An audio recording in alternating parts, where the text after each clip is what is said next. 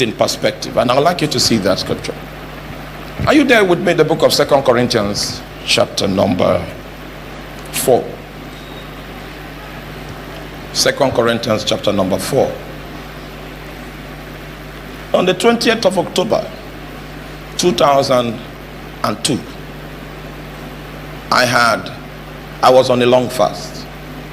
I guess that day was the 246th day of the fast. And then I had an encounter. Yeah, 200. Oh, I've not told you. Calm down. Cool down.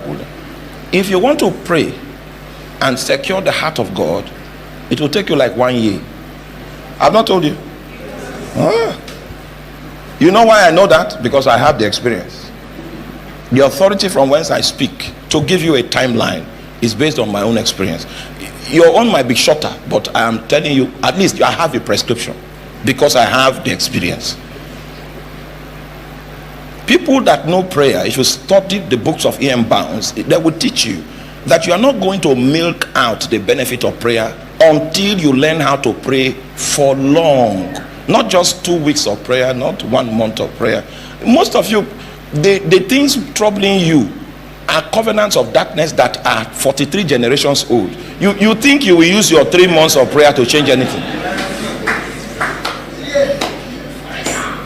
You have not created any form of equilibrium that will entice the justice system of heaven on your behalf. The guys that did that, they killed people to do it. The guys that did that, they took blood to do it. They killed infants to do it. And then you just come up and then you believe that, okay, because you fasted 3 days dry, you should have accomplished something. If you want to see the power of prayer, you need to stay on it for a long time. Because in the spirit realm, there must be equilibrium. The grace of God by which you are praying makes the effect of what you are doing multiplied in the spirit realm. But you cannot separate the need for consistent input in order for the scales of justice, judgment, and equity to find a balance. It is in that atmosphere of balance that God will be right in giving you justice. I know you don't like this kind of talk. You see, I'm not just speaking from Bible study. I'm speaking from experience in my walk with God. There is a difference between a teacher that gives you information, that preaches from the standpoint of information, and a preacher that is speaking from a standpoint of understanding. He knows what he's talking about experientially. So his teaching can be three-dimensional. Anybody can listen to it, even people that are not in the meeting, and if they follow it, they will get the result. Because it's true. It has been modeled in the life of a man. And there is nothing more powerful than an example. In spiritual things, there's nothing more powerful than having an example. That's how the warlocks of northern Ghana, that's how they are reproduced. There is a major warlock that is the example that they are copying. So as long as that education continues, they replicate themselves, replicate that wisdom, transmit that wisdom, transfer that wisdom. Are you there? So like I said, I was on the 246th day of the fast.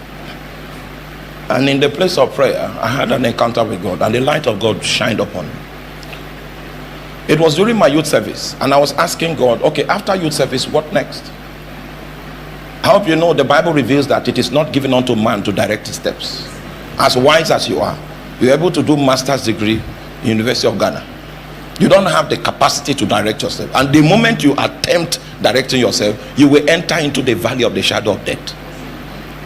David was being led by God. He said, the Lord is my shepherd, I shall not want. He makes me lie down in green pastures. Leads me beside the still waters. Restores my soul. He leads me in paths of righteousness for his name's sake. Yea, though I. Now, God had been leading him to good places. He now said, I think I understand this leading thing now. He said, let him try himself. The first time he attempted, he ended up in the valley of the shadow of death. It is not given unto man. You cannot exercise that function, the function called direction. It's a component of wisdom that is classified. It's only God that has that input. Are you still with me? So it was in that fasting experience that God revealed my lot in ministry, where I'll be doing ministry, with who I'll be doing ministry. That's why it was in the same breath he showed me the woman I was to marry. In that, but you know the difference? Even though there were problems, if I go back to God and say, you know, I hope you know you're the one that showed me this thing.